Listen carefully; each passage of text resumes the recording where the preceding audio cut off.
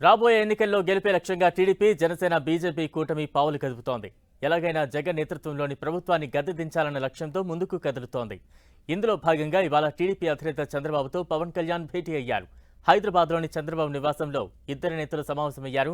AP ఎన్నికల్లో అనుసరించాల్సిన వ్యూహం, ఎంపీ అభ్యర్థులపై చర్చించుకున్నారు. సీట్ల సర్దుబాటుపై సైతం ఇద్దరు నేతలు మంత్రాలు జరిపారు. పొత్తులో భాగంగా జనసేనకు 2 ఎంపీ సీట్లు కేటాయించారు. 24 అసెంబ్లీ స్థానాలు కేటాయించారు.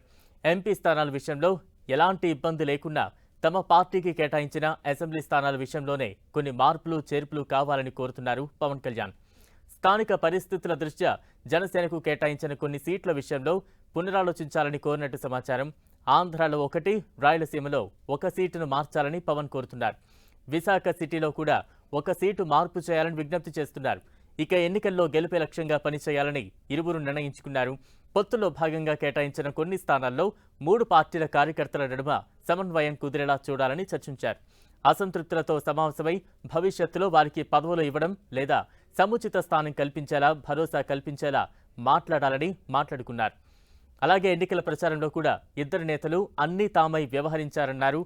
ఇరువురు నేతలు 20 రోజుల పాటు సుడిగాలి పర్యటనలు చేయాలని నిర్ణయించుకున్నారు. ఈ నెల 26 నుంచి చంద్రబాబు ప్రజాగళం పేరుతో ఎన్నికల ప్రచార యాత్ర ప్రారంభించనున్నారు. ఈ నెల 27 నుంచి వారాహిపై పర్యటిస్తారు జనసేనాని పవన్ కళ్యాణ్. ఎన్నికల నోటిఫికేషన్ వచ్చేలోపు ఉమ్మడి మేనిఫెస్టో కూడా విడుదల చేసేలా ప్రణాళికలు రచిస్తున్నారు.